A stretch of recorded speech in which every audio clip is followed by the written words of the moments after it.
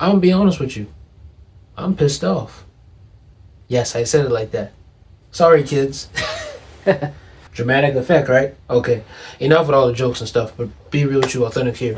I am ticked off because of the fact that I haven't been getting the growth I've wanted to get on YouTube, on podcasting, on the books, on anything I've been doing. And yes, these may be learning lessons for me to understand that, hey, not all businesses will succeed, not all businesses will fail, not all businesses will lead to success, and they may flop. But I have an idea of something that I want to do. But in order for me to do something to help those other businesses, I would need your help in that picture. But I don't want to talk about that. I want to get to that at the end of the video. I want to really talk with you about what you came to watch, which is staying dedicated even when things are failing. So when it comes to staying dedicated even when things are failing, is that you're going to deal with a lot of things that's going to really affect how you feel. And when I mean that, I'm not going to be surface level with you. I'm going to try to be as deep as I can be possible. Some days I feel like I just want to throw in the towel, and you might be the same way too. But I don't care how much that YouTube channel, that adversity you're dealing with to help you grow personally in your life, you can't give up just yet. You got to stay dedicated in the path that God may be leading you to do. And from doing that, you have to now get up and go with confidence, which leads to the next thing is that you're going to have confidence breakers. Those confidence breakers will stop you from being who you become into your success. You can't let them stop you from your success. You got to keep on going no matter how they feel about what you do. Because I know personally for me, and even to this day, I'm still human, I deal with that. Even for people who I probably see every day at times, you feel limited. And sometimes they don't have to even say nothing. It's just subconsciously because you done been around them so much that like in your brain it's like, oh my gosh, oh my gosh, oh my gosh. I done been around so much. It's like, I feel this way, I feel this way, I feel this way, I feel this way, I feel this way, I feel this way. But like in reality, half the time it could be them. Half the time it could just be voices in your head. Maybe even the devil. I want to make that reference because I'm a man of faith. But that probably is what it is. And those thoughts that come in your mind when they affect you, you gotta just remove it. And the first thing I would say with that, remove your environment. That's all I just want to say with that. And I understand that you might can't remove your environment, you might can't remove the people, especially if you're in similar ages of me, 19 years old, maybe a young adult or teenager. But it's hard, and I'm telling you, I know it's hard, but you have to just put in all that mean grit, grime that you feel about them, forgive them, and put in the work that you feel. That anger that you have, put it into the work of what you want to do. I'm going to use an analogy. If you're a boxer, you feel like you're going through a lot, people criticizing you, doing all this, punch as hard as you can, punch as hard as you can, punch as hard as you can. And eventually, when you're ready for the next match, you might get bumps and bruises, but you got to keep boxing and fighting. I was talking about that earlier in my mentor as this recording. We were talking about that reference about how, if you're a boxer or even as an athlete, if you get injured or hurt, you still go through. You just got to recover, but keep on going. Be cautious, but keep on going. That's all you got to do. Be cautious of the people, keep on going. You might feel hurt, keep on going. And from doing that, your environment and stuff will change because you done manifested the success you wanted because you thought of, let me do it this way instead of doing it that way. Let me go up instead of going down. Let me stretch my arms like Spider-Man and hold on to my webs.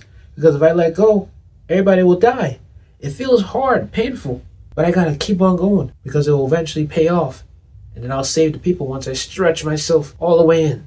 And that's what I mean about not letting people distract you. After that, this is where the real problem is. You're probably like, well, Brennan, once you don't remove the people, you should still have the thoughts out. No. It still gets worse because you're not just still probably dealing with their second thoughts in your head, but you might be dealing with comparison. And that's where the problem comes in too. A lot of people compare themselves. And even for me, I'll give my credit. I'm mostly on the side of second thoughts. Like I might have people who were talking about me and I might have second thoughts about what they say. Now the comparison side, again on that, I never really had that much. But I do understand it in a way because I'm still a Gen Z or 19 years old and I understand a little bit of that because I had somewhat of that too from successful people.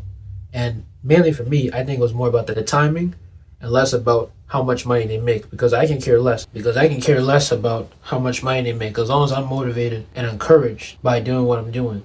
Because I can care less about the timing. As long as I'm making over 1 million and motivated, if I don't have the 1 million yet, to keep doing what I'm doing, that's all I feel happy for. But from the comparison side, it was more about timing and less about the money. Some people, it's more about the money and less about the timing, because they feel like once you get the money, the time is just gone, which is kind of realistic and away from that for real. Like if you make over 1 million, then time wise, you're not set for life if you know how to manage your money right. But comparison and second thoughts will still be in your head, even if you're getting close or already at where you want to be at in that first phase of your true success in what you're doing. But you gotta realize things happen for a reason. The timing happens for a reason. The money happens for a reason. It may not be in the right time because maybe God does not want you to have, or if you don't believe in God, maybe the universe or whatever you think doesn't want you to have that reward at that moment in time.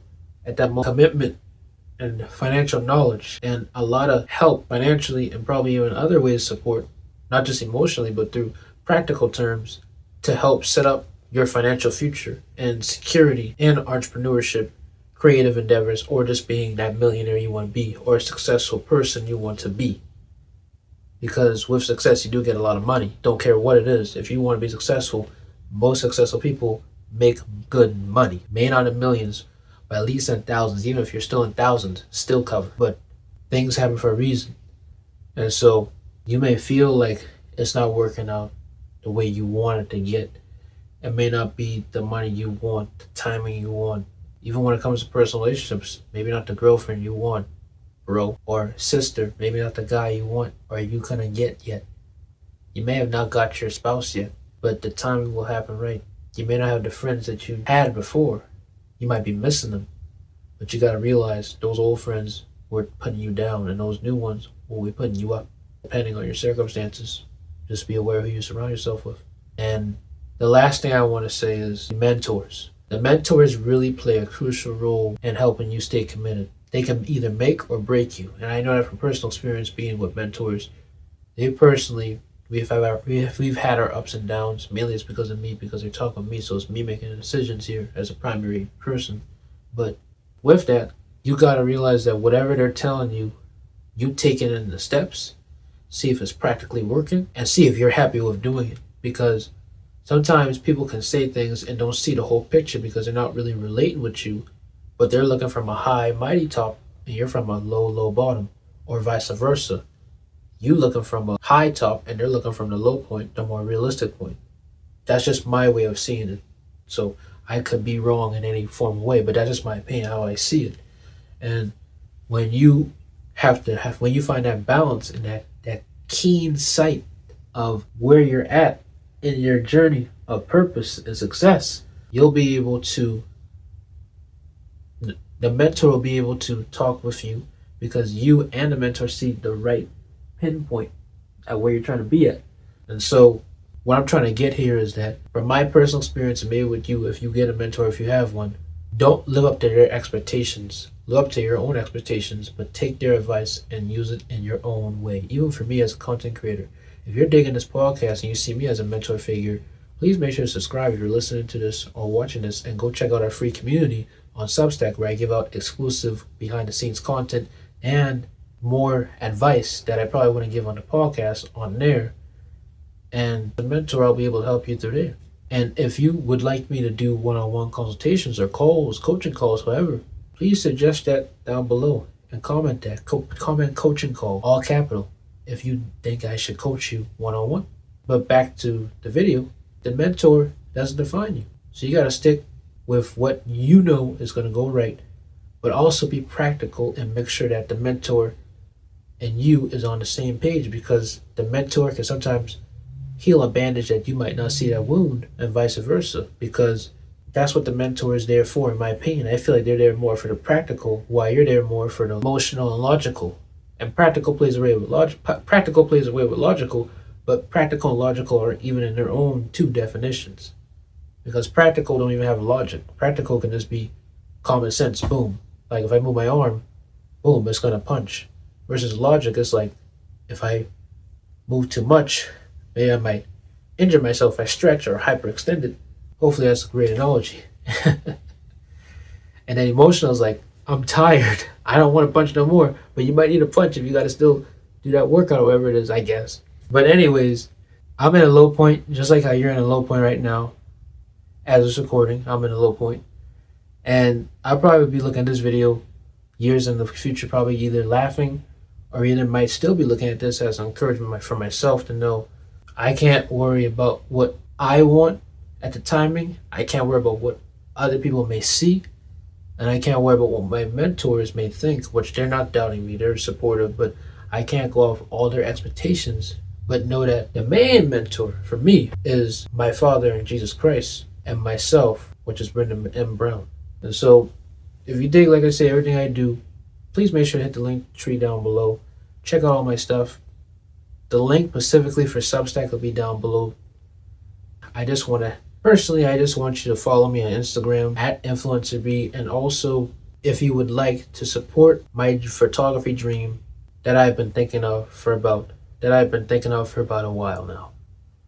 The photography idea that I want to do could be something that could help elevate everything I'm doing with the books, my business, my apparel brand, everything.